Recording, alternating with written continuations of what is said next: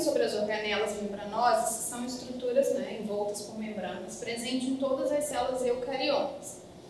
Lembrando que nem todas as organelas eu encontro em todos os tipos de células eucariotas, mas, no geral, organelas membranosas são características de células eucariotas. A primeira organela que eu coloquei foi o núcleo. O núcleo ele é envolto por uma membrana essa que se chama carioteca. O que eu preciso saber sobre a carioteca? Eu preciso saber que ela é uma membrana, mas ela não é uma membrana completamente fechada.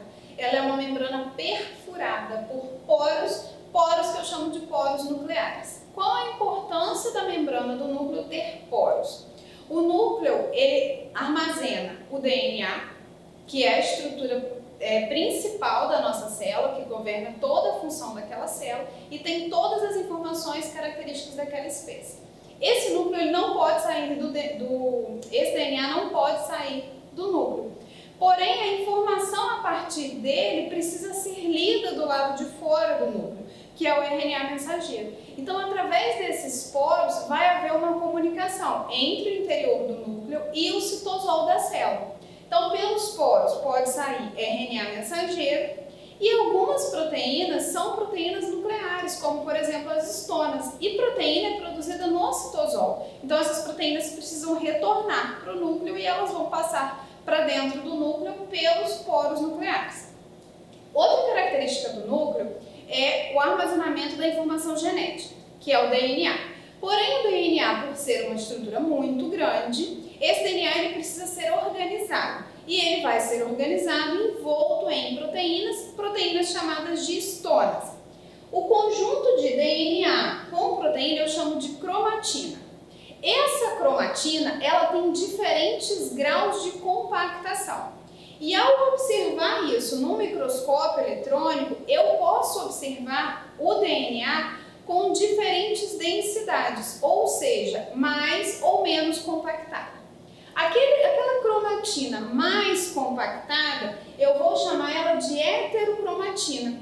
Enquanto a cromatina menos compactada, eu chamo de eucromatina.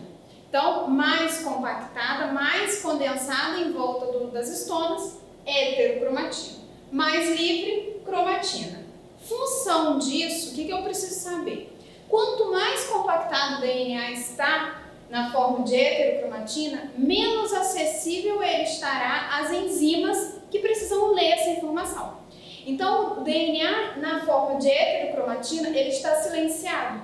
Já o DNA que está na forma de eucromatina, ele está disponível para a transcrição, certo? Portanto, eucromatina e heterocromatina não é uma coisa fixa. Isso há um movimento. Ora parte do DNA está como eucromatina, ora ele está como heterocromatina. O que eu preciso saber é que a heterocromatina não é expresso naquele momento. Outra coisa que eu posso encontrar dentro do núcleo é o que nós chamamos de nucleolo. Nucleolo não é uma organela, nucleolo é uma parte do DNA, é uma parte do núcleo mais escura. E qual é a função do nucleolo? Produção de ribossomo. Então, no nucleolo eu tenho a informação genética para produzir o RNA ribossomal, que é o que constitui os ribossomos, certo? Outra questão que eu preciso saber do núcleo é quais são os eventos que acontecem dentro do núcleo? Todos os eventos que usam o DNA como informação. Que eventos são esses? A própria replicação do DNA e a transcrição, que lê o DNA para produzir o RNA. Tudo isso acontece dentro do núcleo. Uma outra organela muito importante é o retículo endoplasmático. O retículo endoplasmático é um conjunto de membranas anexa à membrana nuclear. Então, ele vai estar grudado na membrana do núcleo. Esse retículo endoplasmático, ele pode estar rugoso ou não. Um retículo endoplasmático é rugoso, ou também chamado de granular, porque tem um monte de ribossomo agarrado a ele. O retículo é liso porque ele não tem esses ribossomos. Qual é a função do retículo endoplasmático rugoso? Se ele está cheio de ribossomo, a função dele é produção de proteína. Mas quais são as proteínas produzidas pelo retículo rugoso? São 3 grupos de proteínas. São as proteínas que serão secretadas por essa célula, ou proteínas que vão ficar grudadas na membrana plasmática, como portador como receptor, ou proteínas que farão parte do lisossomo. São proteínas desse grupo, então elas serão produzidas pelos ribossomos que estão agarrados no retículo. São proteínas que não são desse grupo, elas serão produzidas pelos ribossomos livres no citosol. Essa informação está presente logo no início da produção da proteína. Assim que a proteína começa a ser produzida, há um trecho chamado de peptídeo sinal que vai dar essa informação. O retículo endoplasmático liso, ele não tem ribossomo, então ele não tem função proteica de produção de proteína. Liso, lipídio, então função produção de lipídio. Uma outra função do retículo endoplasmático liso é o metabolismo de substâncias tóxicas, o metabolismo de toxinas.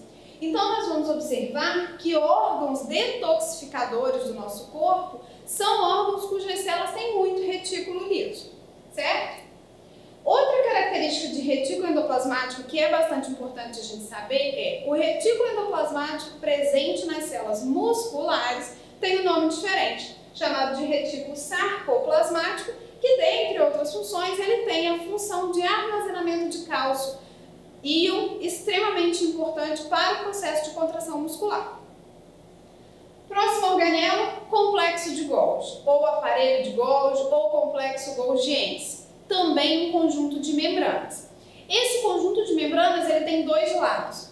Uma face que eu chamo de face cis, que é a face que vai receber a informação, que vai receber as vesículas.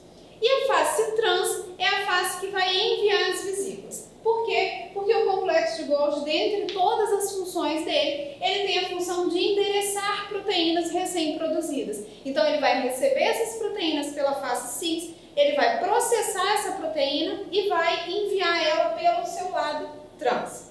Outra função do complexo de Golgi é a secreção celular, justamente porque ele vai trabalhar em cima das proteínas recém-produzidas e vai encapsular elas, colocar elas dentro de vesículas e enviar isso para fora da célula. Outra função do complexo de Golgi é o processo de glicosilação de proteínas. Glicosilar, açúcar. Então, acrescentar cadeia de açúcar em algumas proteínas, como, por exemplo, os mucopolissacarídeos, certo? Que é um conjunto de açúcar com proteína extremamente importante nas células. Outra função do complexo de Golgi é a formação da estrutura que está presente na cabeça dos espermatozoides, estrutura chamada de acrossoma ou acrossoma. O que tem nessa cabeça? Enzimas capazes de romper as barreiras do óvulo para facilitar, para que de fato o processo de fecundação aconteça. A principal enzima presente no acrossoma é a hialuronidase, que vai romper o ácido hialurônico que compõe as camadas que estão em volta do óvulo. Um espermatozoide com problema na função do complexo de Golgi pode ser um espermatozoide ativo, porém não funcional, porque ele não vai conseguir fecundar o óvulo. Outra função do complexo de Golgi é a formação do lisossomo, que é uma organela rica em proteínas digestivas. Então, o retículo rugoso produz essas proteínas são enviadas para o complexo de Golgi, que vai criar uma vesícula que vai se desprender, dando origem ao lisossomo. E, por fim, uma função do complexo de Golgi nas células vegetais é a formação da lamela média, que se forma dando início, servindo como molde para a formação de uma nova parede celular durante a divisão de uma célula vegetal. A próxima organela é o lisossomo. O lisossomo ele tem função de digestão da célula, digestão intracelular. Essa digestão é feita por quê? Porque dentro do lisossomo existem várias enzimas digestivas. Essas enzimas elas digerem proteína, lipídio, ácidos nucleicos, mas uma característica importante são enzimas cujo pH ótimo é o ambiente ácido.